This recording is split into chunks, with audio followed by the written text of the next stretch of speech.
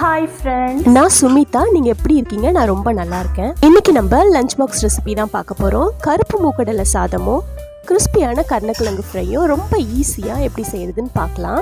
நீங்கள் நம்ம சேனலை ஃபஸ்ட் டைம் பார்க்குறீங்கன்னா நம்ம சேனல் சுமிதா சிம்பிள் சமையலை சப்ஸ்கிரைப் பண்ணிக்கோங்க. சன்னா ரைஸ் செய்கிறதுக்காக குக்கரில் ஒரு 5 ஸ்பூன் அளவுக்கு எண்ணெய் சேர்த்துக்கலாம். எண்ணெய் லைட்டாக காஞ்சதும் 4 பட்டை, 4 கிராம்பு, 4 ஏலக்காய், 2 பிரிஞ்சி இலை, ஒரு அன்னாசி பூ சேர்த்துக்கிறேன்.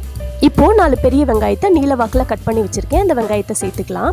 வெங்காயத்தை சேர்த்துட்டு வெங்காயம் நல்லா கலர் மாறுற வரைக்கும் நல்லா வதக்கி விட்டுக்கலாம்.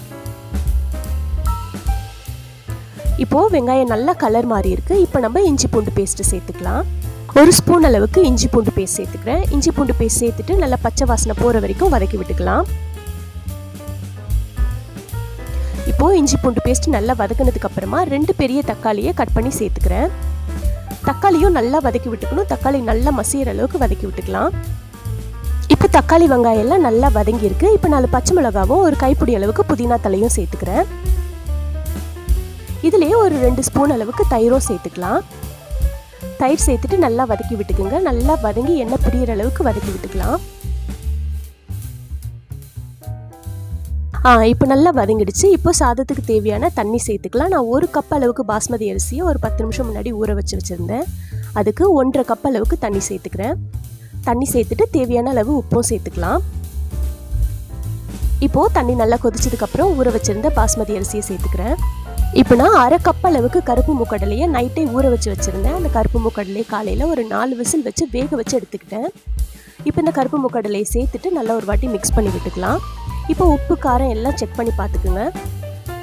தண்ணி ஒரு 4 கொதி கொதிக்கும் போதே பாஸ்மதி அரிசி ஓரளவுக்கு வெந்து வந்திருக்கும். இந்த அளவுக்கு வெந்து வந்ததுக்கப்புறமா ஒரு வாட்டி மிக்ஸ் பண்ணி விட்டுட்டு கொஞ்சமாக புதினா தலை சேர்த்துட்டு குக்கரை மூடிட்டு ஒரு விசில் வந்த உடனே ஸ்டவ் ஆஃப் பண்ணிடலாம். இப்போ ஒரு விசில் வந்துடுச்சு. குக்கரோட ப்ரெஷர் போயிடுச்சு. இப்போ ஓப்பன் பண்ணி பார்க்கலாம். பாருங்கள், சாதம் எவ்வளோ சூப்பராக குக்காய் வந்திருக்கு. நல்லா உதிரியாகவும் இருக்குது. எப்போவுமே பாஸ்மதி அரிசியை குக்கரில் செய்யும்போது கொஞ்சம் வெந்து வந்ததுக்கப்புறமா ஒரே ஒரு விசில் வச்சு இறக்கி பாருங்கள். அரிசி ஒன்றோட ஒன்று ஒட்டாமல் சூப்பராக ரைஸ் ரெடியாகி வந்திருக்கும். அடுத்து நம்ம கருணக்கிழங்கை நல்லா கிறிஸ்பியாக எப்படி ஃப்ரை பண்ணுறதுன்னு பார்க்கலாம். இந்த கருணக்கிழங்கை நம்ம பன்னீர்லாம் கட் பண்ணுவோம்ல, அந்த சைஸில் கட் பண்ணி எடுத்துக்கலாம். இப்போ நம்ம கட் பண்ண கருணக்கிழங்கை தண்ணியில் வேக வச்சு எடுத்துக்கலாம். ஒரு 80% அளவுக்கு வேக வச்சு எடுத்தால் போதும். இப்போ இதில் ஒரு 1/2 ஸ்பூன் அளவுக்கு கல்லுப்பும் ஒரு 1/2 ஸ்பூன் அளவுக்கு மஞ்சத்தூளும் சேர்த்துக்கிறேன். கருணக்கிழங்கு வெந்த உடனே தண்ணியை வடிகட்டிட்டு ஃப்ரை பண்ணுறதுக்கு தேவையான மசாலா சேர்த்துக்கலாம். நான் 1/2 ஸ்பூன் அளவுக்கு சிக்கன் மசாலா சேர்த்துக்கிறேன். நீங்கள் சிக்கன் மசாலா, மட்டன் மசாலா எதுவாக இருந்தாலும் சேர்த்துக்குங்க. 1/2 ஸ்பூன் அளவுக்கு கரம் மசாலா சேர்த்துக்கிறேன். 1 ஸ்பூன் அளவுக்கு மிளகாய் தூள் சேர்த்துக்கிறேன். நம்ம ஏற்கனவே உப்பு போட்டு தான் வேக வச்சுருந்தோம். அதனால் ஒரு 1/4 ஸ்பூன் அளவுக்கு சால்ட்டு சேர்த்துக்கிறேன். 1 ஸ்பூன் அளவுக்கு இஞ்சி பூண்டு பேஸ்ட்டும், 2 ஸ்பூன் அளவுக்கு அரிசி மாவும், 2 ஸ்பூன் அளவுக்கு மைதா மாவும் சேர்த்துக்கிறேன். சேர்த்துட்டு தண்ணி கொஞ்சம் கூட சேர்க்காம நல்லா பிசைஞ்சு விட்டுக்குங்க. அந்த காயில் இருக்க ஈரப்பதத்துலேயே அந்த மசாலா எல்லாமே கோட் ஆகணும். தண்ணி சேர்த்திங்கன்னா கொஞ்சம் நேரம் தான் கிறிஸ்பியாக இருக்கும். அதுக்கப்புறம் கிறிஸ்பினஸ் போயிடும். இந்த மாதிரி நம்ம தண்ணி சேர்க்காம செய்யும்போது நல்லா கிறிஸ்பியாக இருக்கும். இப்போ மசாலா நல்லா மிக்ஸ் பண்ணி எடுத்ததுக்கப்புறம் நல்லா சூடான எண்ணெயில் போட்டு பொரிச்சு எடுத்துக்கலாம். ஒரு சைடு நல்லா பொரிஞ்சதுக்கப்புறமா நல்லா மிக்ஸ் பண்ணி விட்டுட்டு நல்லா கோல்டன் கலர் வந்த உடனே எடுத்துடலாம். இப்போ கருணக்கிழங்கு நல்லா கிறிஸ்பியாக ஃப்ரை ஆகிடுச்சு. இப்போ நான் இதை எடுத்துடுறேன்.